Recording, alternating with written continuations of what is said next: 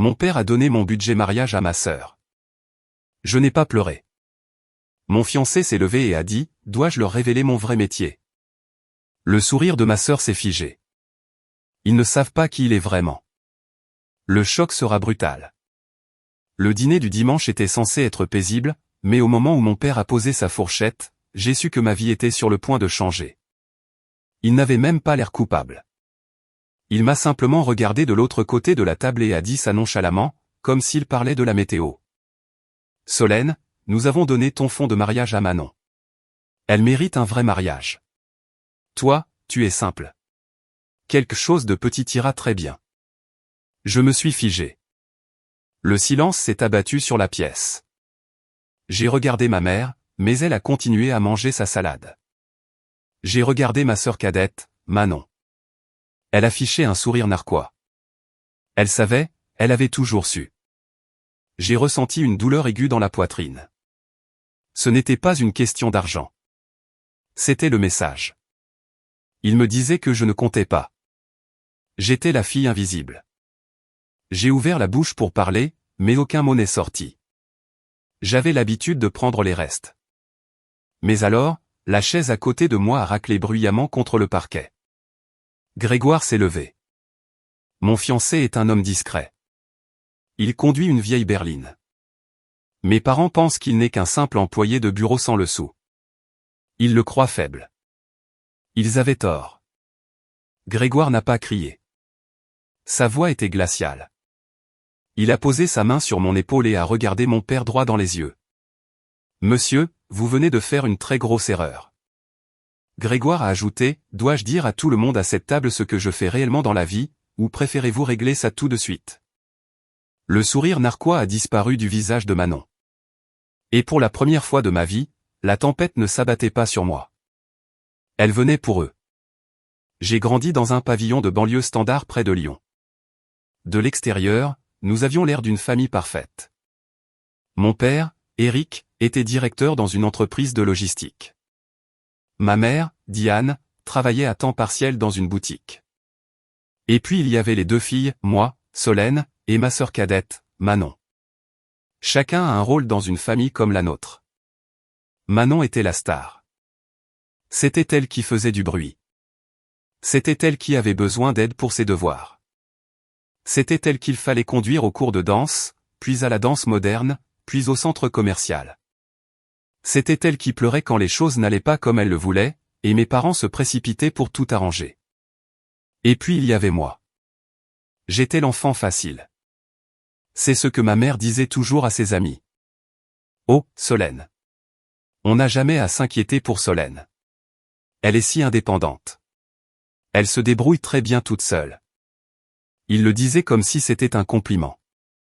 Quand j'avais 10 ans, je pensais que c'était une bonne chose. Je pensais qu'être facile à vivre faisait de moi quelqu'un de bien. Il m'a fallu des années pour réaliser que facile à vivre signifiait simplement un peu prioritaire. Je me souviens de mon 12e anniversaire. C'était un mardi. Je suis descendu le matin, excité à l'idée d'avoir des croissants ou peut-être un cadeau emballé sur la table. La cuisine était vide.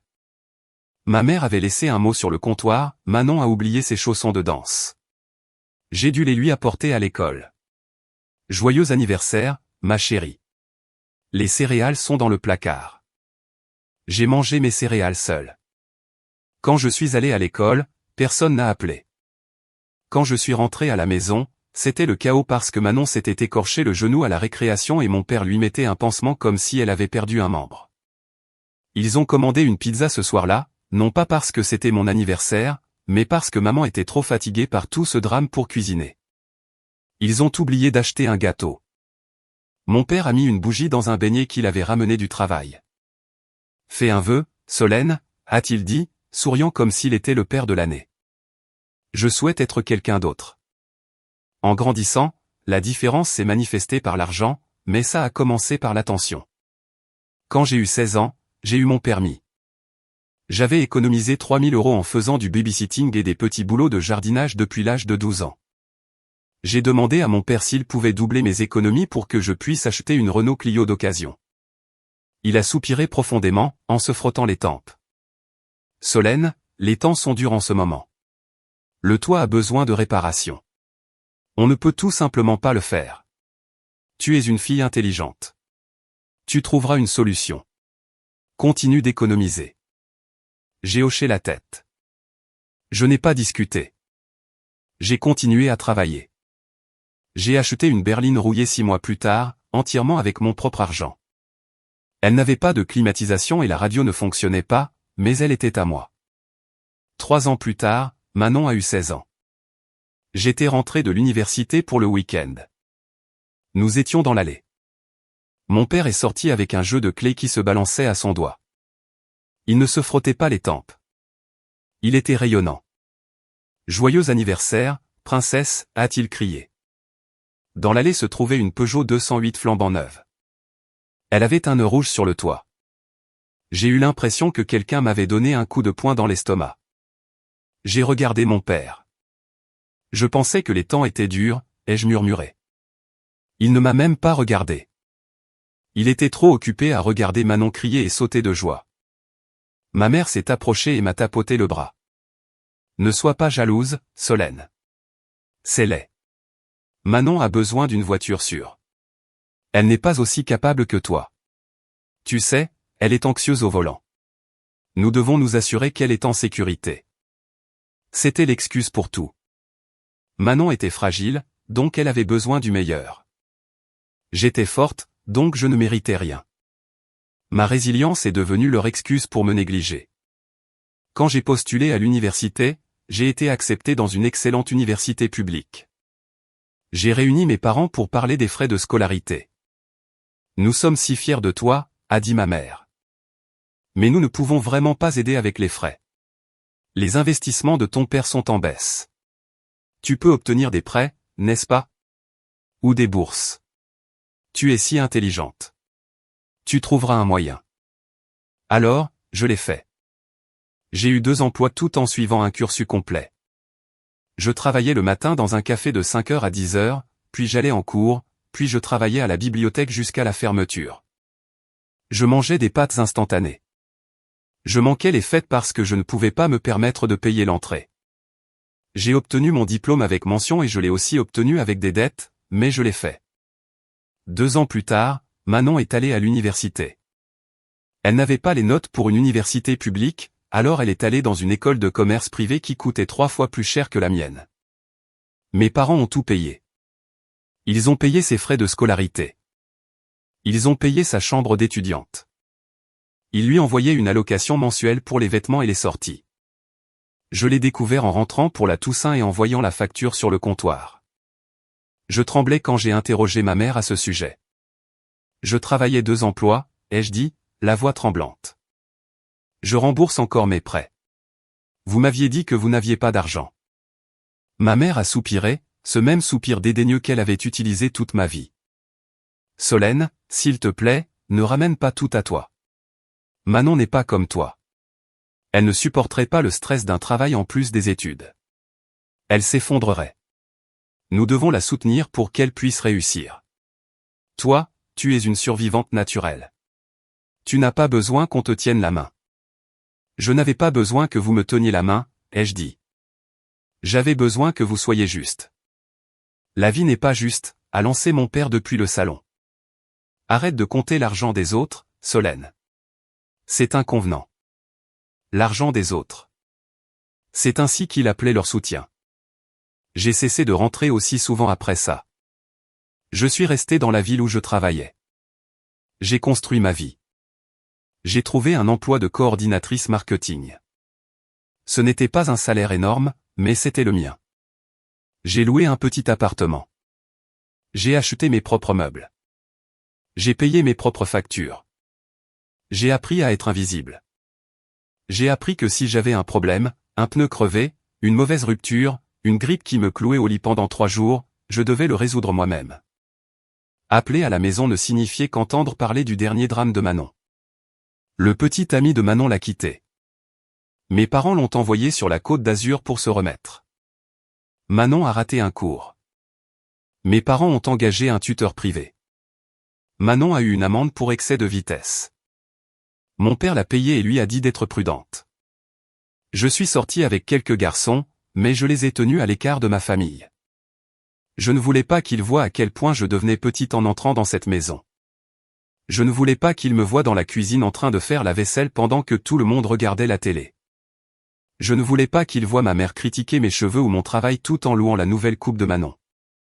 Je suis devenue une experte pour cacher ma douleur. Je la portais comme un lourd manteau que je n'enlevais jamais. Je me disais que je m'en fichais. Je me disais que j'étais mieux ainsi. Je me disais que l'indépendance était le plus grand des prix. Mais tard dans la nuit, dans mon appartement silencieux, je pleurais. Je ne pleurais pas parce que j'étais pauvre. Je ne pleurais pas parce que je devais travailler dur. Je pleurais parce que je voulais une mère qui s'inquiétait pour moi. Je voulais un père qui voulait m'acheter une voiture, non pas parce que j'en avais besoin, mais parce qu'il voulait me voir sourire. Je voulais compter pour eux. J'avais 26 ans et j'étais encore cette petite fille assise à la table de la cuisine avec un beignet et une bougie, souhaitant une vie différente. Ce qui est drôle quand on est invisible, c'est qu'on devient très bon pour observer. J'observais les gens. J'observais comment les familles interagissaient dans les restaurants. J'observais les pères tenant la main de leurs filles. J'observais les mères écoutant attentivement les histoires de leurs enfants. J'avais tellement envie de ce lien que c'était comme une fin physique. Mais je ne m'attendais jamais à le trouver. Je pensais que l'amour était quelque chose qu'il fallait mériter par le travail acharné et le silence. Je pensais que si j'étais juste assez bonne, assez silencieuse et assez brillante, quelqu'un finirait par me remarquer. Mes parents ne l'ont jamais fait. Mais ensuite j'ai rencontré Grégoire et j'ai réalisé qu'être vu était terrifiant, car quand quelqu'un vous voit vraiment, vous ne pouvez plus vous cacher. Et je m'étais caché depuis très longtemps. J'ai rencontré Grégoire un mardi soir pluvieux de novembre. Ce n'était pas dans un bar ou à une fête. C'était à un atelier gratuit sur l'éducation financière au centre social local. Ça a l'air ennuyeux, je sais, mais c'était ma vie. J'étais obsédé par la stabilité parce que je n'avais pas de filet de sécurité, pas de parents qui me sortiraient d'affaires si j'échouais. J'avais besoin de tout savoir sur l'argent. J'avais besoin d'être en sécurité. Je suis arrivé en avance et j'ai pris place au deuxième rang. J'avais mon carnet ouvert, un stylo prêt. Je portais mes vêtements de travail, une jupe grise et un chemisier simple. Je ressemblais à ce que j'étais, une assistante marketing fatiguée qui essayait de s'en sortir. Puis un homme s'est assis à côté de moi. Il était trempé par la pluie. Il portait une chemise en flanelle délavée, un jean effiloché en bas et de grosses bottes de travail. Ses cheveux étaient en désordre, sombres et un peu trop longs. On aurait dit qu'il sortait d'un chantier ou peut-être d'un sentier de randonnée. Il s'est assis et a tapoté ses poches. Il a froncé les sourcils. Il s'est tourné vers moi. Il avait des yeux gentils. Ils étaient d'un vert mousse chaleureux. « Je suis vraiment désolé », a-t-il murmuré. « J'ai oublié un stylo. Vous en auriez un en plus ? » J'avais toujours des stylos en plus. Être préparé était mon mécanisme de survie. Je lui ai tendu un stylo à billes bleues bon marché. « Gardez-le », ai-je dit. « Merci », a-t-il souri. C'était un beau sourire. Pas éclatant, juste sincère. Je suis Grégoire. Solène. Nous n'avons pas beaucoup parlé pendant l'atelier. L'instructeur parlait des intérêts composés et des assurances vie. Je prenais des notes frénétiques. Grégoire écoutait simplement. Il était adossé à sa chaise, les bras croisés, regardant l'écran. Il n'a rien écrit. À la fin du cours, je rangeais mes affaires quand il s'est de nouveau tourné vers moi. « Vous prenez de bonnes notes ?» a-t-il dit. « Je suis obligé », ai-je répondu. « Je ne veux pas être fauché à 60 ans. » Il a ri. C'était un rire sec et doux. C'est un bon objectif. Et, puisque je vous ai volé votre stylo, puis-je vous offrir un café ? Il y a un bistrot de l'autre côté de la rue. C'est pas cher. J'ai hésité. Je ne disais généralement pas oui aux inconnus, et honnêtement, il avait l'air pauvre. Ça semble horrible, je sais, mais j'avais passé toute ma vie à avoir peur de la pauvreté. Je travaillais si dur pour avoir l'air professionnel, pour avoir l'air soigné. Grégoire avait l'air de galérer. Sa voiture, que j'ai vue plus tard sur le parking, était une vieille Renault Clio rouillée qui semblait plus vieille que moi. Mais il y avait quelque chose dans sa voix. Elle était calme. Elle était posée. Elle me rappelait le genre de stabilité que je désirais tant. D'accord, ai-je dit. Juste un café. Nous sommes allés au bistrot. Nous nous sommes assis dans une banquette en vinyle rouge craquelé. Le café était horrible, brûlé et aqueux. Mais nous sommes restés 3 heures. Nous n'avons pas parlé de travail ou de statut social. Nous avons parlé de la vie. Je me suis surprise à lui raconter des choses que je n'avais jamais dites à personne. Je lui ai parlé de mon enfance près de Lyon. Je lui ai parlé du gâteau d'anniversaire beignet. Je lui ai parlé de mes 2 emplois à l'université. Il n'interrompait pas. Il ne regardait pas son téléphone. Il me regardait simplement.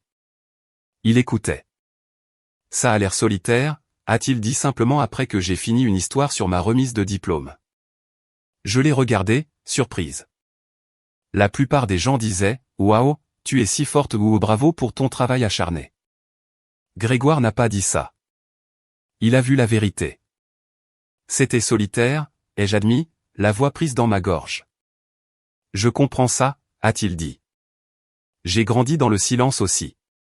Mes parents étaient compliqués. J'ai appris à faire profil bas. Faire le travail. Ne pas faire de bruit. J'ai senti un déclic dans ma poitrine. Une connexion. Nous avons commencé à sortir ensemble. C'était une cour lente et simple.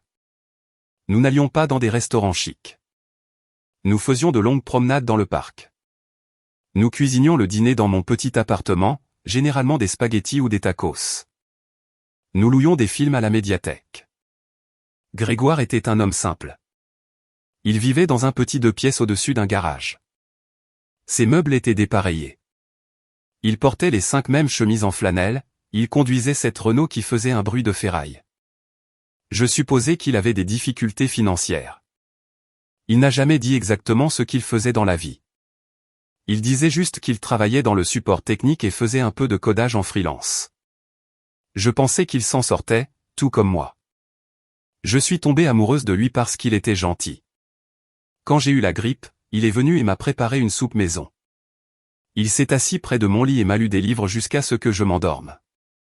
Quand ma voiture est de nouveau tombée en panne, il n'a pas seulement proposé de payer. Il est venu avec une boîte à outils et a réparé l'alternateur lui-même dans l'allée, dans un froid glacial. Il était présent. C'était ça, la magie de Grégoire. Il était juste là.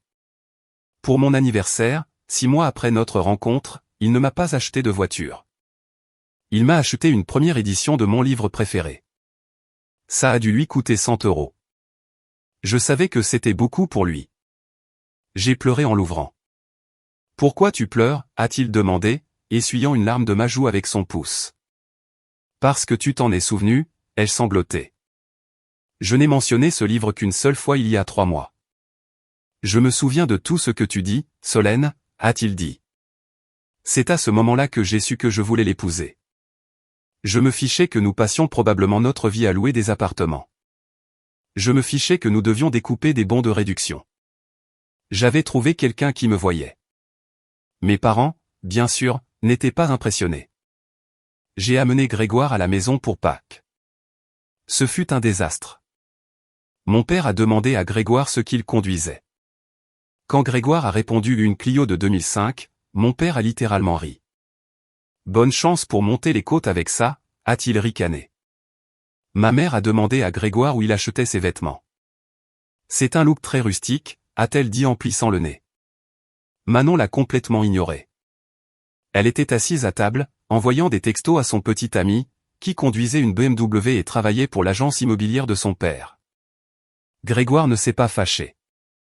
Il est resté là, calme et poli. Il a répondu à leurs questions impolies par des réponses courtes et simples. Il a tenu ma main sous la table tout le temps. Sur le chemin du retour en ville, je me suis excusé. Je suis tellement désolé, ai-je dit. Ils sont horribles. Ils jugent tout le monde par leur compte en banque. Grégoire a haussé les épaules. Ce n'est pas grave, Solène.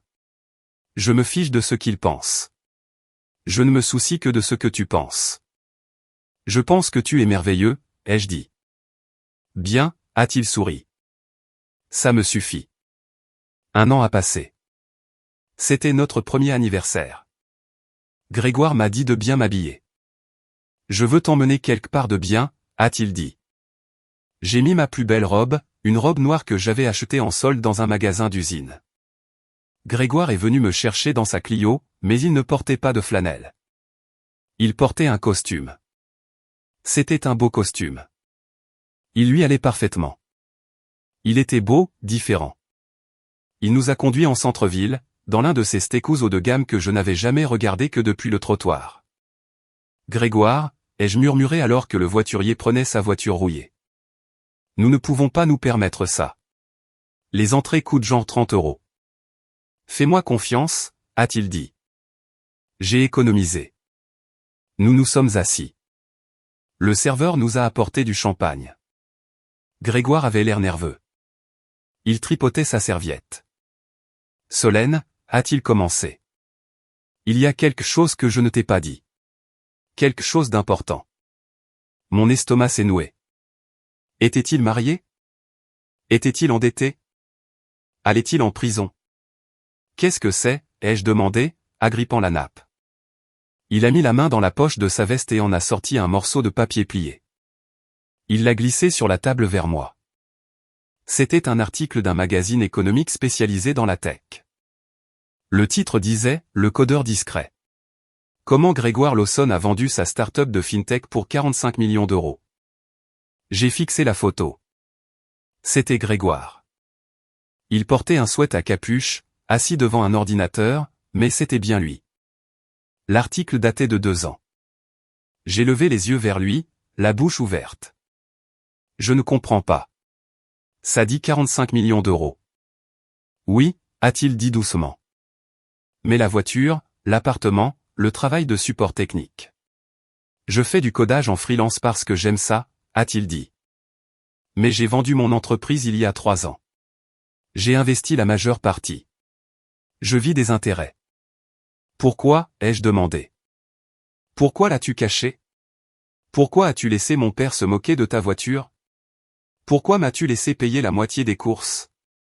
Il a tendu la main sur la table et a pris les miennes. Ses paumes étaient chaudes. Solène, écoute-moi. Je suis sorti avec des femmes avant, qui ont découvert l'argent tout de suite. Et soudain, elles sont devenues des personnes différentes. Elles voulaient des choses. Elles voulaient le style de vie. Elles ne me voulaient pas, moi. Il m'a regardé droit dans les yeux. J'ai su que tu étais spécial dès que je t'ai rencontré. Tu étais si authentique. Tu travaillais si dur. J'avais besoin de savoir que tu m'aimais pour Grégoire, le gars aux cheveux en désordre et à la mauvaise voiture, pas Grégoire le millionnaire. Des larmes ont piqué mes yeux. Tu m'as menti pendant 1 an. J'ai omis la vérité, a-t-il corrigé doucement. Mais tout le reste était vrai. L'amour était vrai. La réparation de ta voiture était vraie. L'écoute était vraie. Et maintenant que je sais que tu m'aimes quand je n'ai rien, je veux tout te donner. Je me suis rassise sur ma chaise. C'était beaucoup à digérer. Mon petit ami, l'homme que je pensais juste s'en sortir, était riche. Pas juste confortablement riche. Mais en le regardant, je ne voyais pas un homme riche. Je voyais le gars qui m'avait apporté de la soupe. Je voyais le gars qui m'avait tenu la main pendant que mes parents l'insultaient. Je t'aime, ai-je murmuré. Je t'aimais quand je pensais que tu étais fauché. Je sais, a-t-il souri. Et c'est pourquoi tu es la seule personne en qui j'ai confiance. Il a sorti une petite boîte en velours de sa poche. J'allais attendre le dessert, a-t-il dit. Mais je ne peux plus attendre. Solène, veux-tu m'épouser? J'ai dit oui. Nous avons passé les mois suivants à planifier. Et c'est là que les problèmes ont commencé. J'ai dit à Grégoire que je voulais un petit mariage. J'avais l'habitude d'être petite. J'avais l'habitude de ne pas demander grand-chose. Je voulais un mariage dans un domaine viticole, juste les amis proches, simple, beau. On peut le payer, a dit Grégoire. Je peux tout payer. Le ciel est la limite. Mais j'avais un côté têtu.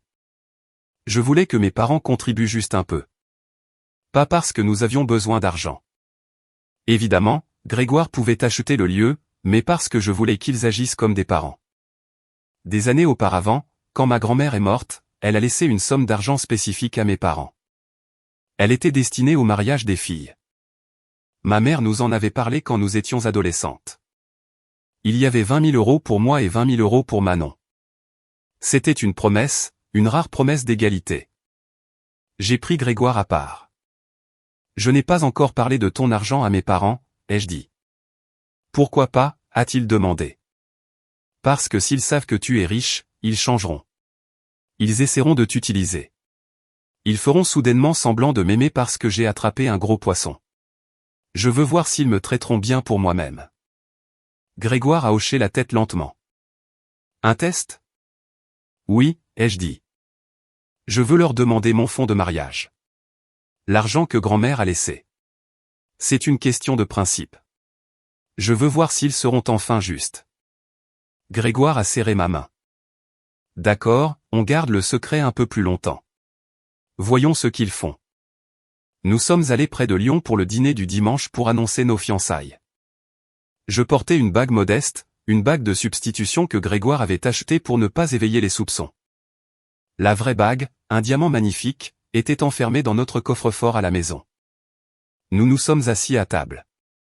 Le poulet rôti sentait bon. Mon père versait du vin.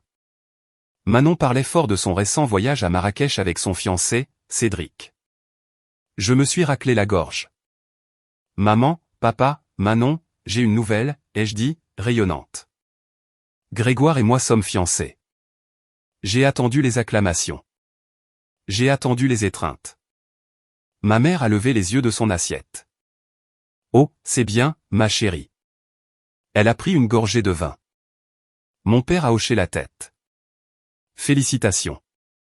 Alors, Manon, raconte-nous en plus sur le complexe hôtelier à Marrakech. C'est un 5 étoiles? Mon cœur s'est serré. C'était tout. 2 phrases. J'ai insisté. Nous prévoyons un mariage pour l'automne prochain. Et je voulais vous demander pour le fonds de grand-mère. Je sais qu'il y a de l'argent mis de côté pour nous. J'aimerais utiliser ma part pour verser un acompte sur un domaine viticole. La table est devenue silencieuse. Mon père a posé sa fourchette. Ma mère a échangé un regard avec Manon. Manon a souri narquoisement. Eh bien, a commencé mon père en s'essuyant la bouche avec une serviette. Et cela nous ramène au moment où tout s'est brisé. Cela nous ramène à la trahison qui a mis fin à ma vie de fille et a commencé ma vie de femme qui se défend. Les semaines précédant ce dîner du dimanche étaient étranges. J'avais l'impression de marcher sur un fil. D'un côté, j'avais cet énorme secret. Mon fiancé était multimillionnaire. Nous aurions pu acheter un château en France si nous le voulions. Nous n'avions besoin de rien de personne. Mais de l'autre côté, j'étais toujours la petite fille qui voulait que son père soit juste. Je me suis souvenu du jour où ma grand-mère est morte. J'avais 19 ans. Elle était la seule personne de la famille qui me regardait vraiment. Elle me serrait la main et disait, « Tu es l'eau calme, Solène. Tu es profonde. » Quand son testament a été lu, elle a été précise. Elle a laissé de l'argent à mes parents pour rembourser leur maison, mais elle a mis de côté 40 000 euros spécifiquement pour ses petites filles. 20 000 pour Solène et 20 000 pour Manon, avait lu le notaire, à leur donner pour leur mariage, afin qu'elles puissent commencer leur nouvelle vie dans la joie. C'était une promesse. C'était écrit. C'était juste. Pendant des années, cet argent est resté sur un compte que mon père contrôlait. Je n'ai jamais posé de questions à ce sujet. Je n'ai jamais demandé d'aide pour le loyer, les frais de scolarité ou les réparations de voiture. Je me suis dit que cet argent était pour mon avenir. C'est la seule chose qu'ils ne peuvent pas me prendre. Maintenant, j'étais fiancé. J'ai commencé à chercher des lieux avec Grégoire. Nous avons trouvé un magnifique petit domaine viticole dans le Beaujolais, à environ 1 heure de la ville. Ce n'était pas luxueux. Il y avait des tables en bois, des guirlandes lumineuses et des rangées de vignes. C'est parfait, ai-je dit à Grégoire. La location coûte 5 000 euros. Le traiteur est raisonnable. Si j'utilise l'argent de grand-mère, je peux tout payer et il me restera encore de l'argent pour un apport pour une maison. Grégoire a hoché la tête. C'est un bon plan, Solène. Mais souviens-toi, s'ils disent non, je m'en occupe. Je sais, ai-je dit. Mais j'ai besoin qu'il dise oui. J'ai besoin qu'il honore le souhait de grand-mère. Pendant que je planifiais mon petit mariage tranquille, Manon planifiait un cirque. Manon s'était fiancée 3 mois avant moi. Son fiancé, Cédric, était un gars assez sympa, mais il était passif. Il laissait Manon mener le spectacle, et Manon voulait que le spectacle soit grandiose. Elle m'appelait presque tous les jours pour se vanter.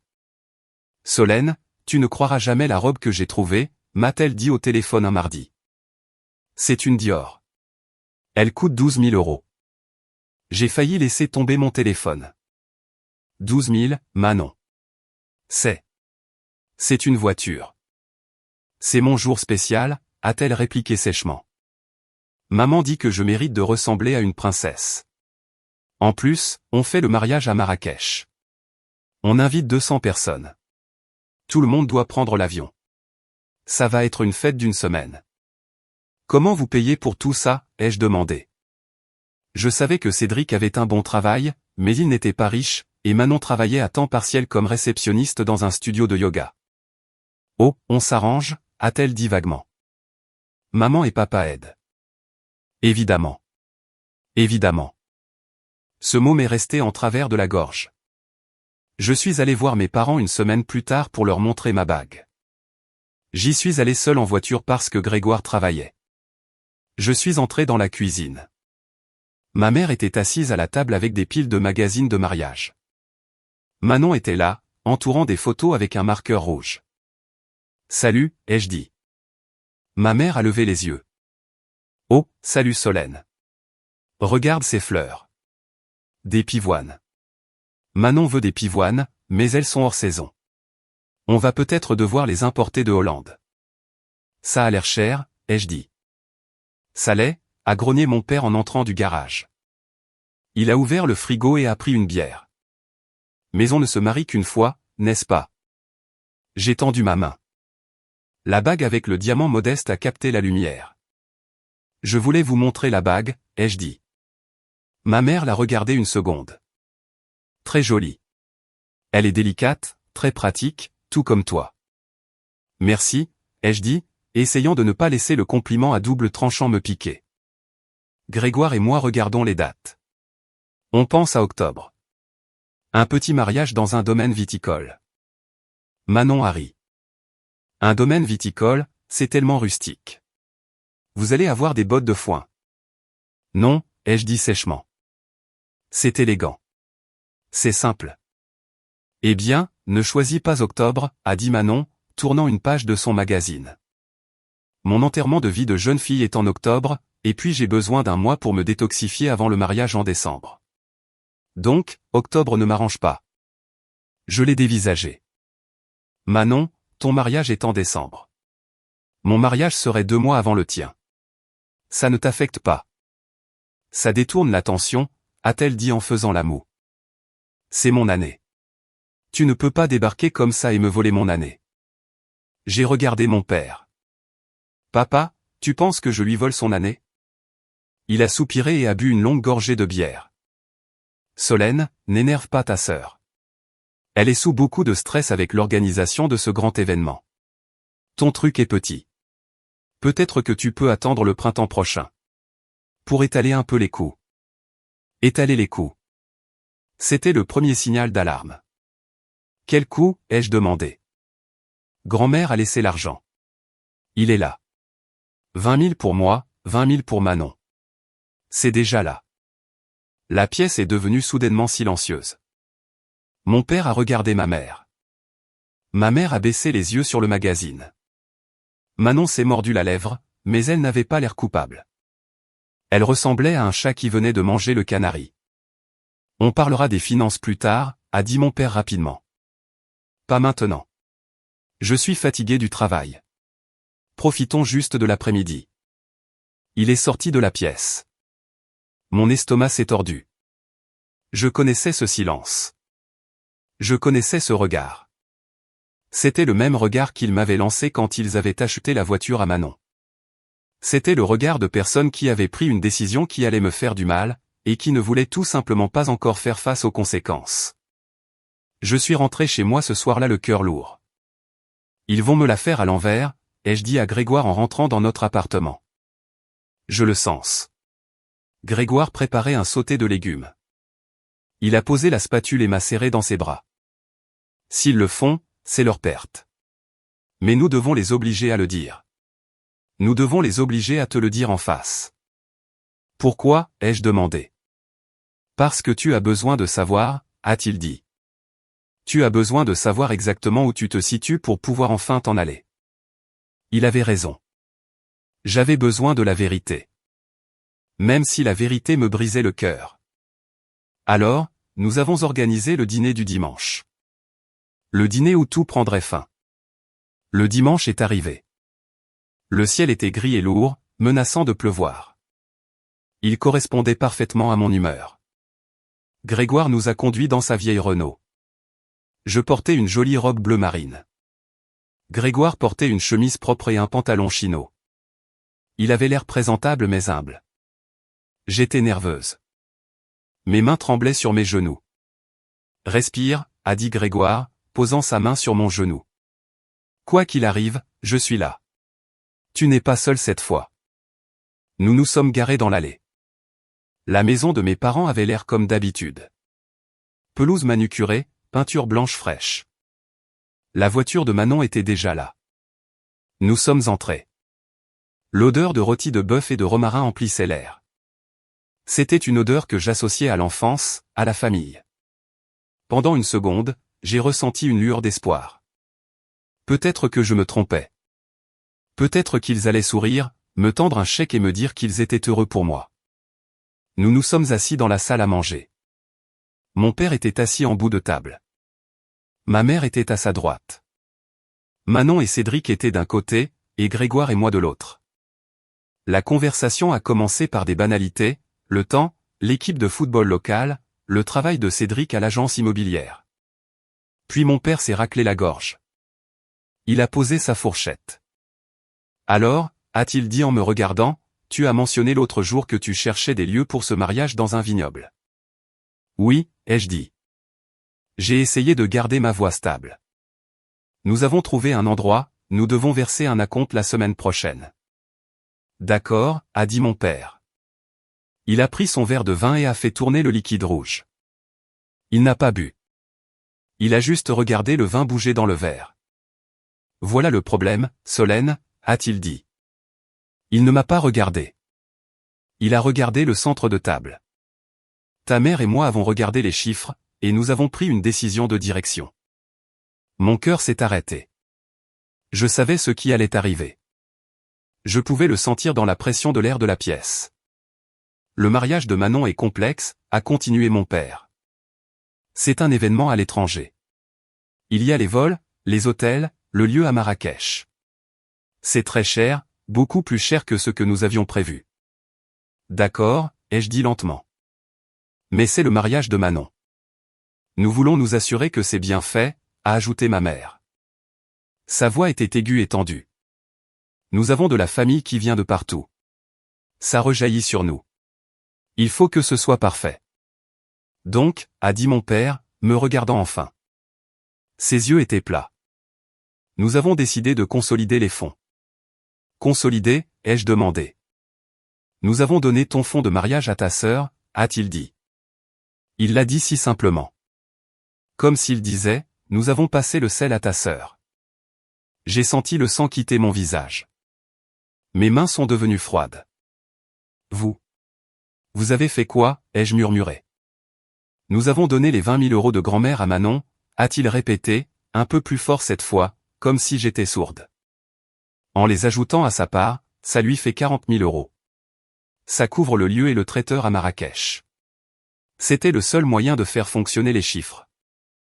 J'ai regardé Manon. Elle coupait son rôti de bœuf.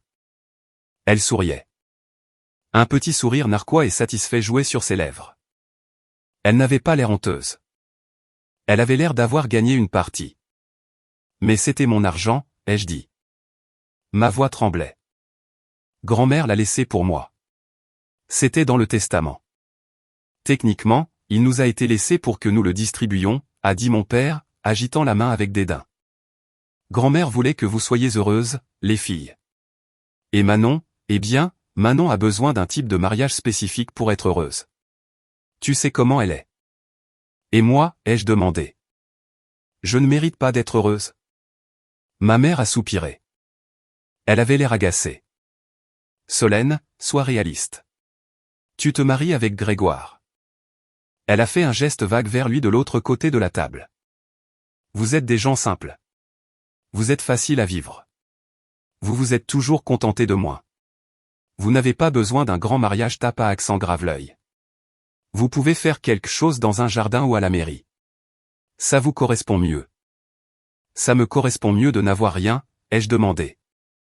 Les larmes me brûlaient les yeux, mais j'ai refusé de les laisser couler.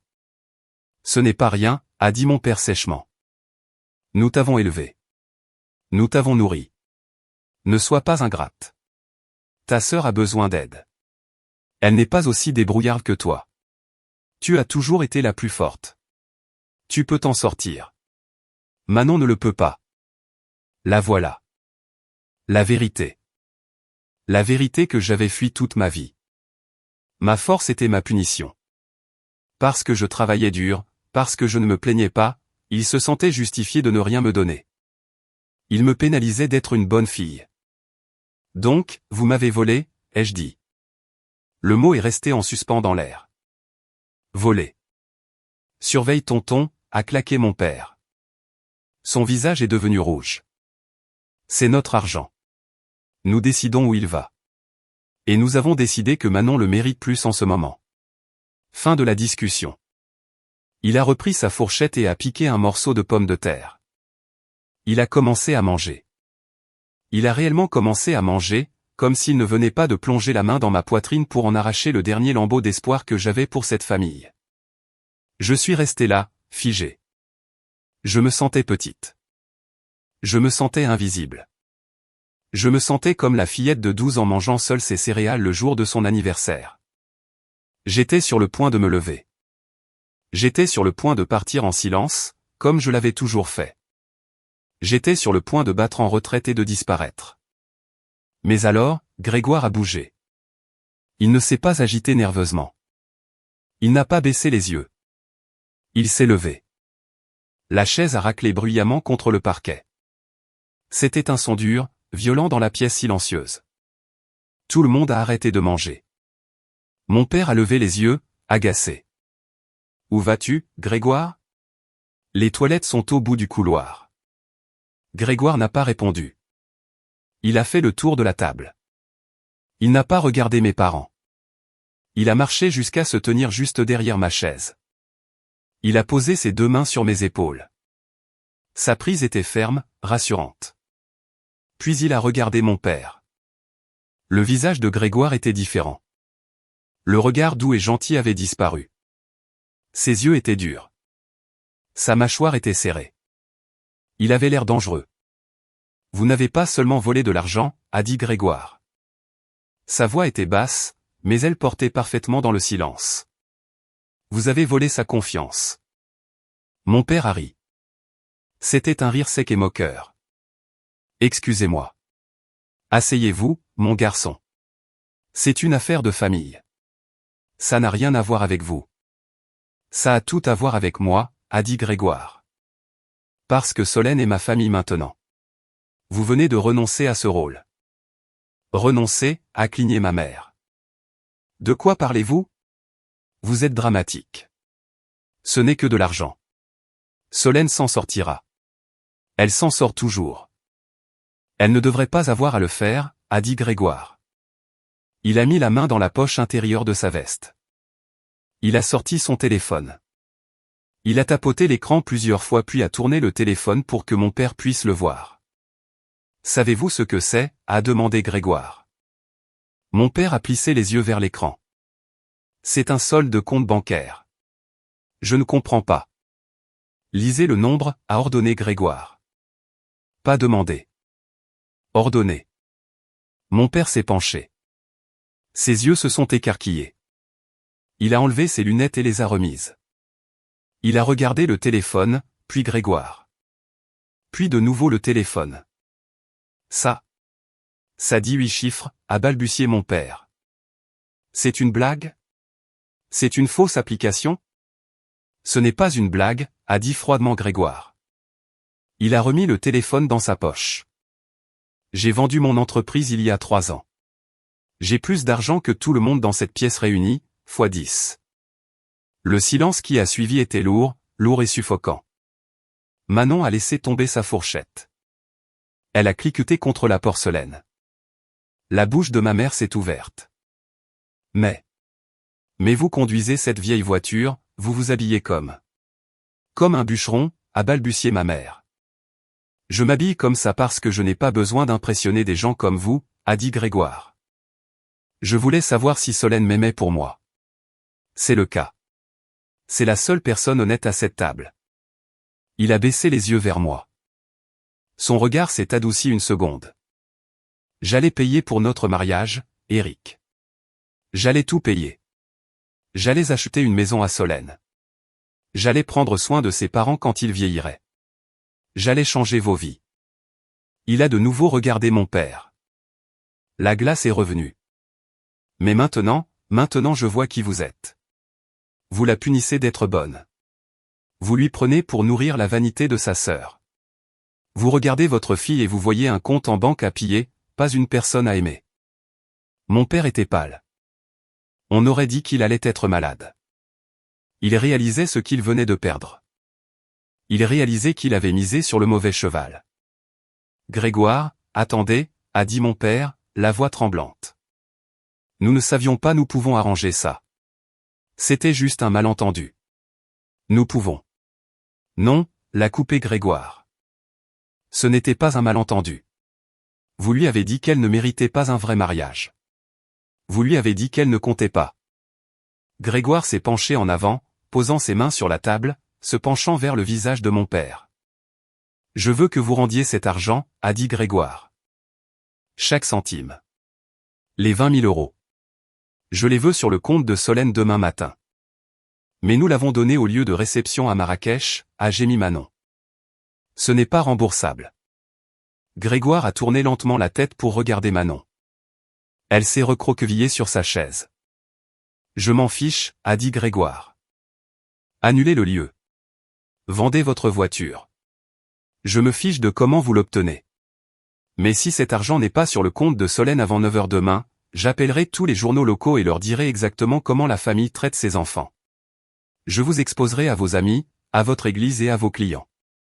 Il s'est redressé. Viens, Solène, m'a-t-il dit. On s'en va. Je me suis levé. Mes jambes étaient chancelantes, mais mon cœur était plus léger qu'il ne l'avait été en 20 ans. J'ai regardé mes parents une dernière fois. Ils avaient l'air petits. Ils avaient l'air pathétiques. Et pour la première fois, je ne me sentais pas invisible. Je me sentais vu. J'ai attrapé la main de Grégoire. Allons-y. Sortir de cette salle à manger, c'était comme sortir d'un bâtiment en feu. L'air extérieur était frais et vif. Il avait commencé à bruiner, une pluie fine qui semblait propre sur ma peau rougie. Grégoire n'a pas lâché ma main jusqu'à ce que nous arrivions à la voiture. Il m'a ouvert la portière passager, quelque chose qu'il faisait toujours, qu'il conduise une Renault rouillée ou une berline de luxe. Quand il est monté côté conducteur, il n'a pas démarré la voiture immédiatement. Il est resté assis là, agrippant le volant, les jointures blanches.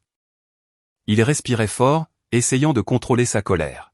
« Je suis désolé », a-t-il dit, la voix rauque. Je ne voulais pas m'emporter comme ça. Mais les voir avec quelle désinvolture il te blessait, ça a cassé quelque chose en moi. J'ai tendu la main et ai couvert la sienne. Ne t'excuse pas, ai-je murmuré. Personne ne m'a jamais défendu comme ça de toute ma vie. Personne. Il m'a regardé, et la colère dans ses yeux s'est transformée en tristesse. C'est ça le problème, Solène. Tu n'aurais pas dû attendre 28 ans pour que quelqu'un dise à tes parents qu'ils avaient tort. Il a démarré la voiture et nous sommes partis. Nous ne sommes pas rentrés directement à la maison. Nous avons roulé en silence pendant un moment, les essuie-glaces battant un rythme régulier. Le silence n'était pas gênant. Il était lourd de prise de conscience. Mon téléphone a commencé à vibrer 5 minutes plus loin sur la route. Vibre, vibre, vibre. C'était ma mère, puis mon père, puis Manon. J'ai regardé l'écran, voyant les noms défiler. Maman appelle, papa appelle, Manon appelle. Ne réponds pas, a dit doucement Grégoire. Laisse-les mariner dedans. Laisse-les paniquer. J'ai éteint le téléphone. Nous nous sommes arrêtés dans un petit parc près de l'autoroute. Il était vide à cause de la pluie. Nous nous sommes assis sur un banc sous un grand chêne qui nous gardait plus ou moins au sec. Qu'est-ce qui se passe maintenant, ai-je demandé. Grégoire a regardé l'herbe mouillée. Maintenant, nous attendons. Nous attendons de voir s'ils te respectent assez pour réparer ça. Je leur ai donné une date limite. 9 heures du matin. Tu penses qu'ils le feront, ai-je demandé. Ils ont dépensé l'argent, Grégoire. Manon a dit que ce n'était pas remboursable. Ils trouveront un moyen, a dit Grégoire d'un air sombre. Les gens comme tes parents se soucient de deux choses, l'argent et la réputation. J'ai menacé les deux. Ils sont terrifiés en ce moment. Pas parce qu'ils t'ont blessé, mais parce qu'ils ont réalisé qu'ils avaient perdu à la loterie du gendre riche avant même d'avoir acheté un billet. Il s'est tourné vers moi. Mais Solène, je dois te demander quelque chose. S'ils rendent l'argent, veux-tu une relation avec eux, ou est-ce que tu en as fini? J'y ai réfléchi. J'ai pensé aux années de négligence, aux beignets d'anniversaire, aux remises de diplômes oubliés. La façon dont mon père m'a regardé quand il a dit « elle le mérite plus ». Ce n'était pas seulement une question d'argent. C'était une question de croyance fondamentale que j'étais moins qu'eux. Cela pourrait-il jamais être réparé? Pourrait-il jamais dédire ces mots? Je ne sais pas, ai-je admis. J'ai l'impression. J'ai l'impression de me réveiller d'un long coma et de réaliser que les gens que j'aimais étaient ceux qui me maintenaient endormi. Prends ton temps, a dit Grégoire. Tu as tout le pouvoir maintenant. Ils ont besoin de toi. Tu n'as pas besoin d'eux. Ce soir-là, nous avons commandé une pizza et nous nous sommes assis par terre dans notre appartement. Nous n'avons pas parlé de l'organisation du mariage. Nous n'avons pas parlé d'argent. Nous avons juste existé ensemble. À 22 heures, notre téléphone fixe a sonné. Nous n'utilisions jamais le fixe. Seuls mes parents avaient ce numéro. Grégoire m'a regardé. Tu veux répondre? J'ai secoué la tête. Le répondeur a bipé.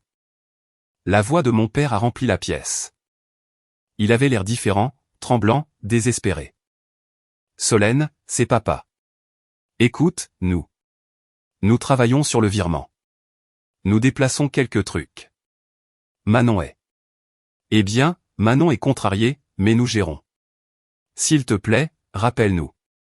Nous ne connaissions pas la situation de Grégoire. Nous aurions géré les choses différemment si nous avions su. Nous voulons juste que tout le monde soit heureux. Appelle-moi. J'ai fixé le répondeur. Tu as entendu ça, ai-je dit en regardant Grégoire. Il a dit qu'ils auraient géré les choses différemment s'ils avaient su. Grégoire a hoché la tête lentement. Traduction, si nous avions su que tu étais riche, nous t'aurions traité avec respect. C'était le dernier clou dans le cercueil. Ils n'étaient pas désolés de m'avoir blessé. Ils étaient désolés de s'être fait prendre à traiter la femme d'un millionnaire comme une moins que rien. Je ne les rappellerai pas, ai-je dit. Bien, a dit Grégoire. Dors un peu. Demain sera un nouveau jour. Le lendemain matin à 8h55, je me suis connecté à mon compte en banque. J'ai actualisé la page. Solde, 4200 €. J'ai attendu. 8h58. 8h59. À 9h précise, l'écran a clignoté. Dépôt reçu, 20 000 €. Ils l'avaient fait. Ils avaient rendu l'argent. J'ai fixé le nombre. Ce n'était que des chiffres sur un écran. Ça ne réparait pas le trou dans ma poitrine. Ça ne me rendait pas mon enfance, mais c'était la justice. Je me suis tourné vers Grégoire, qui buvait son café à la table de la cuisine. C'est là, ai-je dit. Il a hoché la tête. Il n'a pas souri. Bien. Maintenant, qu'est-ce que tu veux en faire? J'ai regardé l'argent. Il me semblait sale. Il me semblait être de l'argent pour acheter mon silence. Si je le dépensais pour mon mariage, chaque fleur et chaque serviette me rappelleraient à quel point j'avais dû me battre pour l'obtenir. Ça me rappellerait le sourire narquois de Manon et le mépris de mon père. Je ne voulais plus de leur argent. Je voulais ma dignité. J'ai une idée, ai-je dit. 2 jours plus tard, je suis retourné seul chez mes parents. Grégoire voulait venir, mais je lui ai dit non.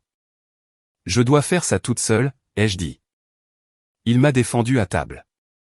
Maintenant, je dois me défendre moi-même. Je me suis garé dans l'allée. La voiture de Manon était de nouveau là. Bien sûr. Je suis entré dans la maison sans frapper. Ils étaient dans le salon. Ma mère pleurait sur le canapé. Manon faisait les 100 pas, l'air furieux. Mon père était assis dans son fauteuil, fixant le sol. Quand je suis entré, ils se sont tous figés. Solène a pleuré ma mère en se levant d'un bond. Elle a essuyé ses yeux. Oh, Dieu merci. As-tu reçu l'argent? Nous l'avons envoyé. Nous avons dû liquider une obligation et, eh bien, Manon a dû annuler le complexe hôtelier. Nous avons perdu la compte. C'est un désordre. Mais nous l'avons fait. Je l'ai reçu, ai-je dit calmement. Je n'ai pas avancé plus loin dans la pièce. Je suis resté près de la porte. Bien, a dit mon père en se levant. Il a essayé de prendre son air paternel, mais il s'est fissuré. Maintenant, mettons ça derrière nous. Nous pouvons recommencer à zéro. Amène Grégoire dîner ce week-end. Nous pouvons parler d'investissement. Peut-être qu'il peut donner quelques conseils à Cédric. J'ai failli rire. C'était si prévisible. Il voulait un accès. Il voulait la proximité de l'argent. Non, ai-je dit. Comment ça non, a claqué Manon. Je viens de perdre le mariage de mes rêves à cause de toi. Je dois me marier dans un hôtel local maintenant. C'est humiliant. Le moins que tu puisses faire, c'est de nous aider. J'ai regardé ma sœur. Je l'ai vraiment regardée. Elle était belle, oui, mais elle était vide. On ne lui avait jamais dit non de toute sa vie. Et maintenant qu'elle l'entendait, elle s'effondrait. Tu n'as pas perdu ton mariage à cause de moi, Manon, ai-je dit. Tu l'as perdu parce que tu te sentais en droit d'avoir de l'argent qui n'était pas à toi. Tu étais heureuse de me voler tant que je ne le remarquais pas. Ce n'était pas du vol, a-t-elle crié. On est sœurs, on est censé partager. Le partage est volontaire, ai-je dit. Prendre, c'est du vol. Je me suis tourné vers mes parents. Je ne suis pas ici pour me disputer, ai-je dit. Je suis ici pour vous dire pourquoi je pars. Partir, a demandé ma mère. Solène, ne sois pas dramatique. Tu ne vas nulle part. Si, ai-je dit. J'en ai fini. Pendant 28 ans, j'ai essayé d'être la fille parfaite. J'ai eu de bonnes notes. Je n'ai jamais eu de problème. J'ai tout payé moi-même. Je n'ai rien demandé. Et je pensais que si j'étais assez bien, vous finiriez par m'aimer autant que vous aimez Manon. Ma voix a tremblé, mais je me suis forcé à continuer. Mais dimanche soir, j'ai réalisé la vérité. Vous ne m'aimez pas moins parce que je suis mauvaise. Vous m'aimez moins parce que je suis facile. Vous me prenez pour acquise parce que je suis forte. Vous avez utilisé ma résilience comme excuse pour me négliger. Ce n'est pas vrai, a dit faiblement mon père. Nous vous aimons toutes les deux de la même manière. Non, vous ne le faites pas, ai-je dit. Vous lui avez donné une voiture. Vous m'avez donné une tape dans le dos. Vous avez payé pour son université. Vous m'avez donné des dettes. Vous lui avez donné mon fonds de mariage. Vous ne m'avez rien donné. J'ai pris une profonde inspiration. Vous avez utilisé le mot invisible pour me décrire toute ma vie. Solène est invisible. Elle va bien. Mais vous avez utilisé invisible pour signifier sans importance. Vous pensiez que je ne me défendrais pas parce que je ne l'ai jamais fait. Vous pensiez que j'étais faible parce que j'étais silencieuse. Je me suis approché d'eux. Mais je ne suis pas faible. Je suis une survivante et j'en ai fini de survivre à cette famille. Solène, s'il te plaît, a sangloté ma mère. Nous pouvons arranger ça. Nous pouvons être meilleurs. Grégoire. Grégoire nous a ouvert les yeux. Grégoire n'a pas ouvert vos yeux, ai-je dit. Le compte en banque de Grégoire a ouvert vos yeux. S'il était encore pauvre, vous seriez toujours en train de me voler. C'est la réalité. J'ai sorti un chèque de mon sac. Tenez, ai-je dit. Je l'ai posé sur la table basse. Qu'est-ce que c'est, a demandé mon père en le regardant. Ce sont les 20 000 euros, ai-je dit. Ils avaient l'air confus. Manon a arrêté de faire les 100 pas. Tu les rends, a demandé Manon, l'espoir illuminant ses yeux. Pour que je puisse avoir le mariage à Marrakech. Non, ai-je dit. Lisez le bénéficiaire. Mon père a pris le chèque. Ses mains tremblaient. Payé à l'ordre du fonds de bourse première génération, a-t-il lu. Je l'ai donné, ai-je dit. J'ai tout donné en vos noms. Enfin, au nom de grand-mère. Tu as donné 20 000 euros, a murmuré mon père. Il semblait souffrir physiquement. Es-tu folle? Je ne veux pas de votre argent, ai-je dit. Je n'en ai jamais voulu. Je voulais les quitter. Puisque je ne peux pas l'avoir, je donne l'argent à des enfants qui en ont vraiment besoin. Des enfants qui doivent avoir 2 emplois pour aller à l'université parce que leurs parents ne les aident pas. Des enfants comme moi. J'ai regardé Manon. Tu peux avoir ton mariage, Manon, mais tu devras le payer toi-même. Bienvenue dans le monde réel. Je me suis tourné vers la porte. Solène, attends, a pleuré ma mère.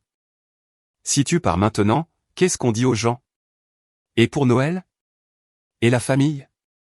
Je me suis arrêté et j'ai regardé par-dessus mon épaule. Dites-leur la vérité, ai-je dit. Dites-leur que vous avez misé sur la mauvaise fille. Ou ne leur dites rien. Je m'en fiche maintenant. Je suis enfin libre. Je suis sorti. Je n'ai pas claqué la porte. Je l'ai juste fermée fermement. Je suis monté dans ma voiture. Mes mains tremblaient à nouveau, mais cette fois, ce n'était pas de peur. C'était de l'adrénaline. C'était la sensation d'un poids lourd qui se soulevait de mes épaules après 3 décennies. Je suis rentré chez moi. Je n'ai pas pleuré. J'ai allumé la radio et j'ai chanté une chanson que je ne connaissais même pas. Quand je suis revenu à l'appartement, Grégoire attendait sur le porche. Il s'est levé quand il m'a vu. Il avait l'air inquiet. Ça va, a-t-il demandé alors que je montais les marches. Je l'ai regardé, mon fiancé, mon partenaire, ma vraie famille. Je vais mieux que bien, ai-je dit. Je ne suis plus invisible. Il m'a serré dans ses bras, et pour la première fois de ma vie, j'ai senti que j'étais exactement là où je devais être. Les semaines qui ont suivi mon départ de la maison de mes parents ont été calmes, mais c'était un calme différent de celui auquel j'étais habitué. Avant, le calme semblait solitaire. J'avais l'impression d'attendre que quelqu'un me remarque. Maintenant, le calme semblait être une protection. C'était comme un mur que j'avais construit autour de moi, un mur qu'aucune insulte ou négligence ne pouvait franchir. Mes parents n'ont pas abandonné immédiatement. Ils ont paniqué. Le lendemain du jour où j'ai déposé le chèque, mon téléphone a explosé. 17 appels manqués de ma mère, 12 de mon père. Un long texto décousu de Manon disant que j'étais égoïste et que je ruinais l'image de la famille. Ils n'appelaient pas pour s'excuser. Ils appelaient parce que j'avais pris le contrôle. J'avais pris leur argent, de l'argent qu'ils appréciaient plus que moi, et je l'avais donné à des étrangers. Pour eux, c'était le péché ultime. Je n'ai pas répondu. Je n'ai pas renvoyé de texto. J'ai bloqué leur numéro. C'était une sensation étrange d'appuyer sur ce bouton et bloquer le contact. Mon pouce a plané sur l'écran pendant un long moment. Une partie de moi, la petite fille qui voulait juste que son père soit fier d'elle, se sentait coupable. Mais c'est ta famille, a murmuré une voix dans ma tête. Puis j'ai regardé Grégoire. Il était assis sur notre canapé usé, lisant un livre. Il a levé les yeux et m'a souri. Il m'aimait quand je n'avais rien. Il m'a défendu quand j'ai été attaqué. C'était ça, la famille. J'ai appuyé sur le bouton. Bloqué, bloqué, bloqué. 3 semaines plus tard, j'ai reçu une lettre par la poste.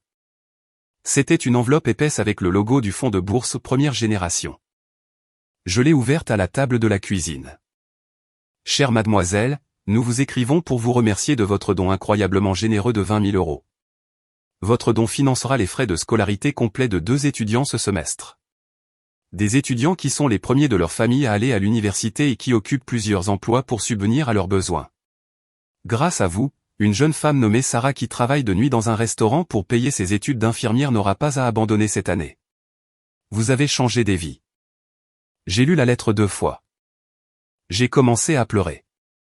C'étaient les larmes que j'avais retenues pendant des années. J'ai pleuré pour Sarah, qui qu'elle soit. J'ai pleuré parce que je savais exactement à quel point elle était fatiguée. Je connaissais la peur de regarder une facture de frais de scolarité et de voir un chiffre que vous ne pouviez pas payer. Mes parents avaient utilisé cet argent pour me contrôler. Ils l'avaient utilisé pour faire du favoritisme. Mais maintenant, ce même argent était la liberté pour quelqu'un d'autre. J'ai encadré la lettre. Je l'ai accrochée dans notre couloir.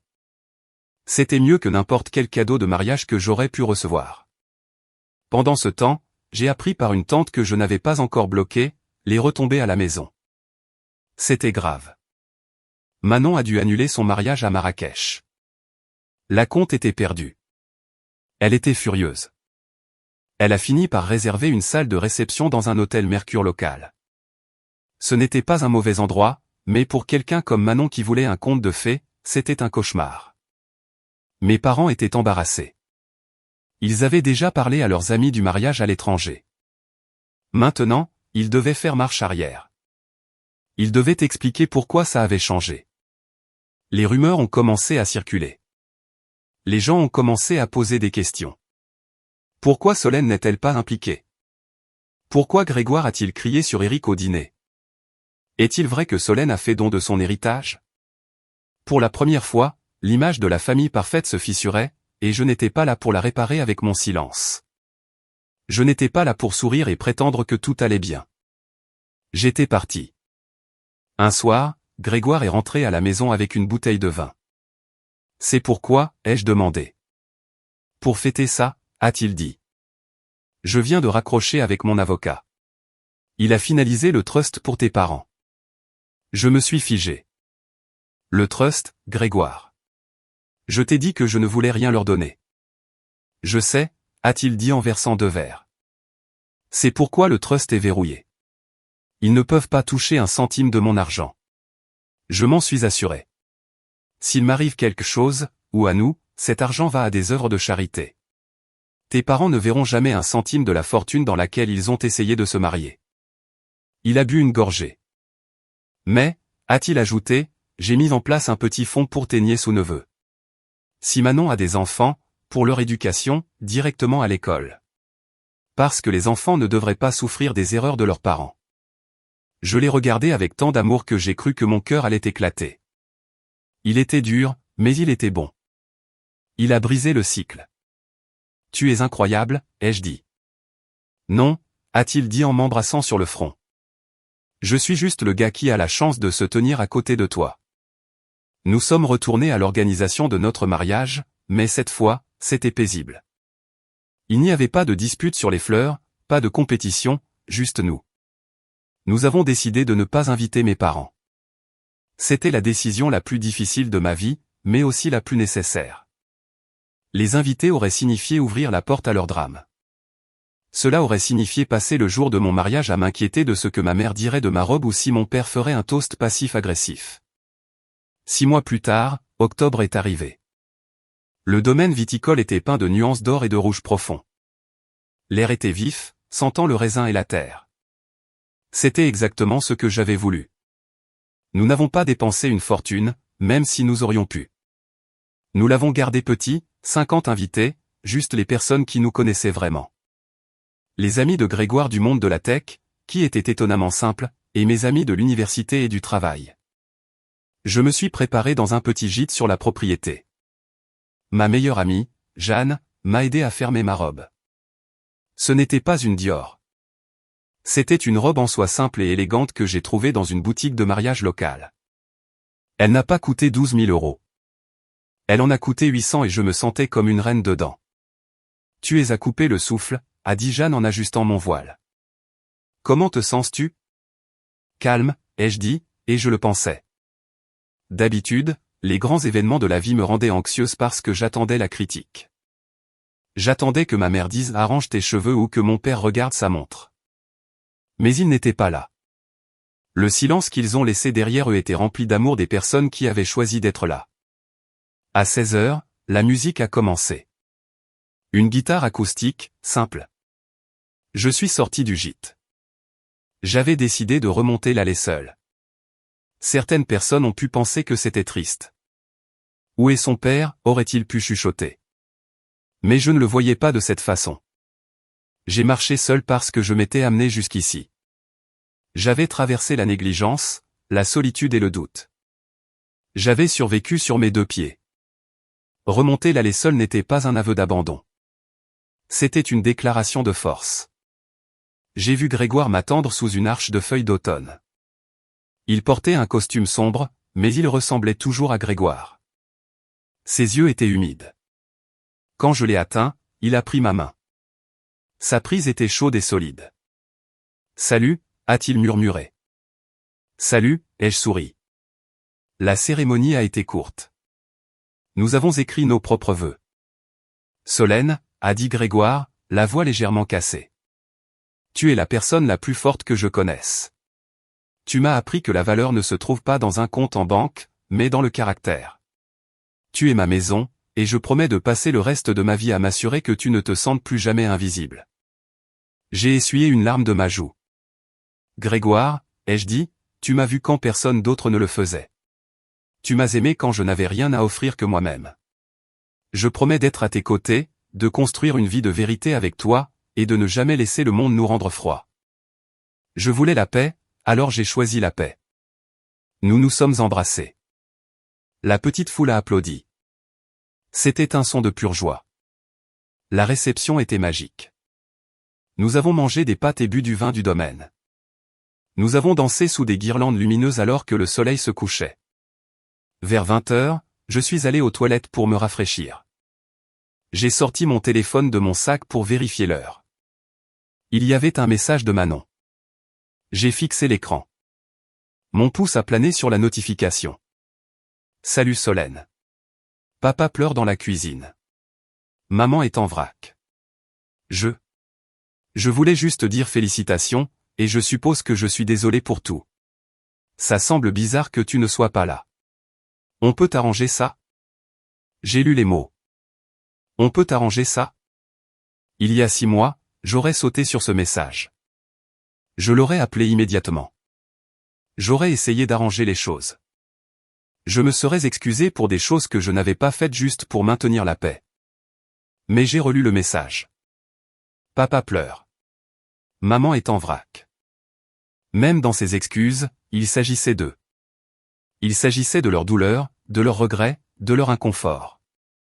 Il ne s'agissait pas de mon bonheur. Elle n'a pas demandé si le mariage était beau. Elle n'a pas dit qu'elle était heureuse pour moi. Elle voulait juste que je revienne et que je répare leurs sentiments. Je me suis regardé dans le miroir. J'avais l'air heureuse. Mes yeux étaient brillants.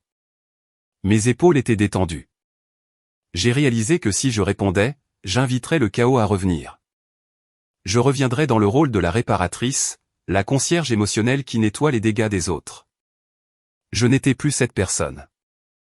J'ai éteint l'écran. Je n'ai pas répondu. J'ai remis le téléphone dans mon sac. Je suis retourné sur la piste de danse. Grégoire m'attendait. Il m'a tendu la main. Tout va bien, a-t-il demandé. Tout est parfait, ai-je dit. J'ai pris sa main et nous avons dansé. La vie avance vite quand on se débarrasse du poids mort. 2 ans ont passé depuis le mariage. Grégoire et moi avons acheté une maison. Ce n'est pas un manoir. Nous aurions pu nous en offrir un, mais nous n'en voulions pas. Nous avons acheté une belle ferme historique avec un grand porche et beaucoup de terrain. Nous avons un jardin. Grégoire fait pousser des tomates. Je fais pousser des fleurs, des pivoines en fait. Non pas parce que Manon les voulait, mais parce que je les aime. Nous avons un chien, un golden retriever nommé Nestor, qui dort sur le tapis devant la cheminée. Je travaille toujours. J'ai créé ma propre agence de conseil en marketing. Je n'ai pas besoin d'argent, mais j'aime le travail. J'aime construire des choses. Grégoire investit dans des startups qui aident les enfants défavorisés à apprendre à coder. Il utilise son argent pour construire des échelles pour les personnes qui sont coincées dans des trous, tout comme il l'a été. Nous sommes heureux. C'est un bonheur calme, ennuyeux, merveilleux. Je n'ai pas vu mes parents depuis 2 ans. J'entends des choses de temps en temps. Je sais que Manon s'est mariée à l'hôtel Mercure. J'ai entendu dire qu'elle et Cédric ont des difficultés financières parce qu'ils ont acheté une maison qu'ils ne pouvaient pas se permettre pour maintenir les apparences. J'ai entendu dire que mon père a pris une retraite anticipée à cause du stress. Parfois, tard dans la nuit, je me demande si j'ai été trop dur. Je me demande si j'aurais dû leur pardonner. Les gens disent toujours que la famille, c'est tout. Ils disent qu'on n'a qu'une seule mère. Mais ensuite, je regarde ma vie. Je regarde la paix dans ma maison. Je regarde la façon dont Grégoire me regarde, avec un respect total. Je regarde la lettre de la bourse toujours accrochée dans mon couloir. Et je réalise que le pardon ne signifie pas toujours la réconciliation. Je leur ai pardonné. J'ai laissé partir la colère. Je ne me réveille pas en les haïssant. Je ne leur souhaite aucun mal. J'espère qu'ils vont bien. Mais je sais aussi que je ne peux pas les avoir dans ma vie, parce que certaines personnes sont comme le feu. Vous pouvez pardonner au feu de vous avoir brûlé. C'est juste sa nature. Mais vous ne remettez pas votre main dans la flamme. J'ai appris qu'être l'enfant invisible était en fait mon super pouvoir. Parce qu'il m'ignorait, j'ai appris à être autonome. Parce qu'il ne m'aidait pas, j'ai appris à résoudre mes propres problèmes. Parce qu'il ne me voyait pas, j'ai appris à tout voir. J'ai vu la vérité sur les gens.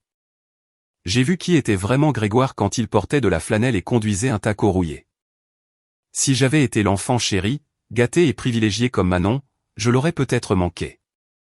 J'aurais peut-être regardé sa voiture et me serais détourné. Ma négligence m'a sauvé. Elle m'a conduite à l'amour de ma vie. Alors, voici mon message pour vous. Si vous lisez ceci et que vous êtes celui ou celle de la famille qui est toujours oublié. Si vous êtes celui ou celle qui achète sa propre voiture pendant que votre frère ou sœur en reçoit une neuve. Si vous êtes celui ou celle qui résout les problèmes de tout le monde mais doit souffrir seul, écoutez-moi. Vous n'êtes pas brisé. Vous êtes en train d'être forgé. Ils vous apprennent à survivre sans eux. Ils vous donnent accidentellement les clés de votre propre liberté. Ça fait mal en ce moment. Je sais que oui. Ça fait mal de sentir qu'on ne compte pas. Mais un jour, vous vous lèverez. Vous trouverez votre voie. Vous trouverez votre Grégoire. Que ce soit un partenaire, une passion, ou simplement votre propre respect de vous-même. Et quand ce jour viendra, n'ayez pas peur de vous en aller. N'ayez pas peur de fermer la porte. Les enfants invisibles deviennent des adultes puissants. Nous apprenons à nous tenir seuls jusqu'à ce que nous choisissions qui se tient à nos côtés. J'ai choisi la paix. J'ai choisi le respect. Et j'ai finalement choisi de me choisir.